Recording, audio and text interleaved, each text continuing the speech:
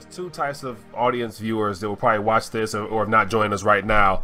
We have the younger crowd that's more tech savvy, so they're in tune to multiple options, and they're probably geared towards leaning towards the crypto sector. But then we have those in the audience that are more heavily invested. They've put 30, 40 years, and they're ready to extract now in the form of retirement. So if you were talking to someone who was a baby boomer, because they are the ones that have the most at stake. They're the ones sitting on 6, 7 figures or whatever it might be. How do those conversations usually go? Usually pretty fluid. They understand, you know, all those things you just mentioned. This person's been working for decades and accumulating wealth, savings. And if you lived through 2008, the last thing those people want is another one, is another hiccup that causes a big dent in their savings. And most people's IRAs and 401ks, there's $18 trillion out there in retirement accounts.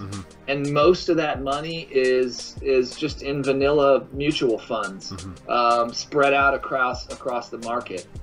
So yeah, for the baby boomer, this is about hedging yourself, diversifying yourself, making sure that your life savings, or a good portion of it, is not subject to another big hiccup, and that you can hedge yourself against those hiccups. If you're just in the market in stocks and bonds and mutual funds, you're not diversified. Even if your financial advisor tells you, well, yes, we have a great diversified portfolio. You've got fixed income products. You've got guaranteed annuity floor products. I mean, you know, a lot of these boomers have been sold annuities because of the guaranteed income that they're going to get. And the only problem with these guarantees, yes, they're guaranteed by some of the largest financial and insurance companies in the world, but the guarantee is in the underlying asset. It's in the dollar.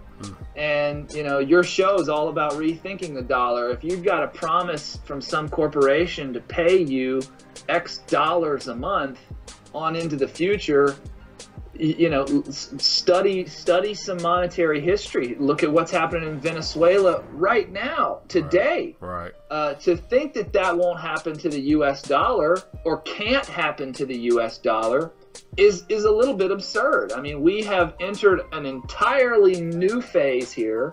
5-10 years ago, trading outside of the U.S. dollar would get your country invaded.